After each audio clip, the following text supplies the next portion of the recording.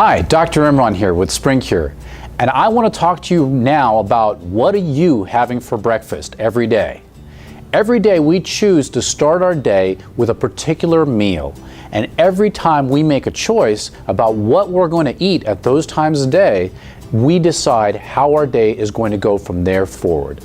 We can make good choices that are going to keep us on track for the rest of the day, or we can make choices out of necessity or urgency that keep us going in the wrong direction.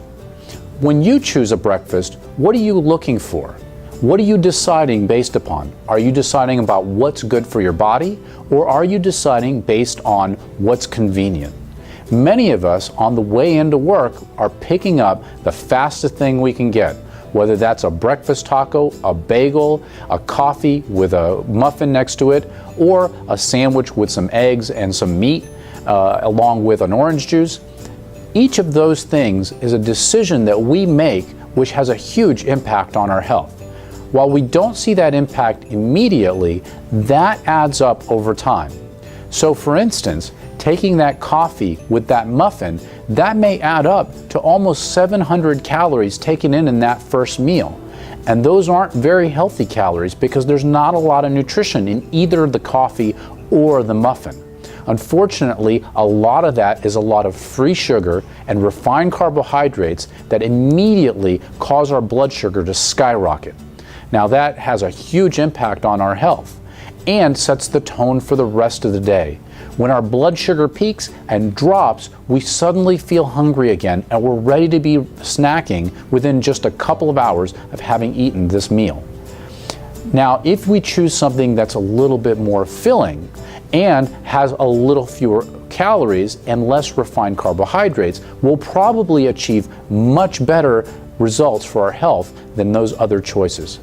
So a couple of the rules that I generally suggest to people to make sure that they're eating healthy is, one, you need to have at least 3 vegetables per day. So making sure that somehow you incorporate a vegetable into your breakfast will make sure that you're already starting the day right. 2, making sure that you start your day with drinking your water. Not having the water at the beginning of the day sets the tone of you having to play catch up for the rest of the day. Number 3, choose foods that are lower glycemic. If you haven't seen our presentation on low glycemic eating, make sure you watch that. That means you're choosing foods that don't cause your blood sugar to spike. There are foods that you can have that are equally enjoyable that don't make your blood sugar go quite as high and don't cause the fat storage that results from having your blood sugar peak like that. So choosing things like vegetables and fruits along with your breakfast is a great idea.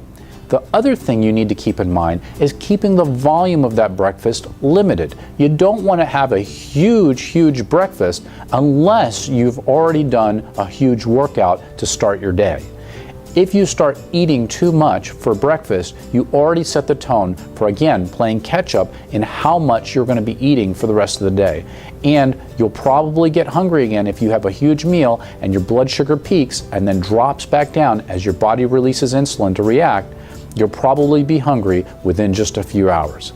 So eating a reasonable breakfast, and don't limit yourself to any particular kind of food. Oftentimes we think of breakfast as something that has to be sweet, or we think of it as grains or breads and cereals. But there's a lot of different things that you can eat, and around the world a lot of different foods are eaten. For instance, in some countries, beans may be eaten for breakfast, or in other countries, rice and fish. So don't limit yourself to a particular food or food type for breakfast. Make sure that you have some options and variety. Now, for those of you who are on the go and don't have time to prepare breakfast, a quick way to make sure that you're eating a decent breakfast is maybe having some hard-boiled eggs available in the fridge for you to go on the go.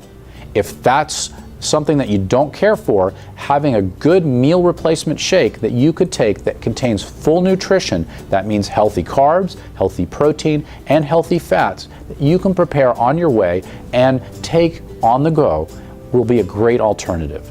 So make sure that you're not overdoing it with breakfast with the unhealthy foods. Substitute in those healthy options and make sure that you start your day out right.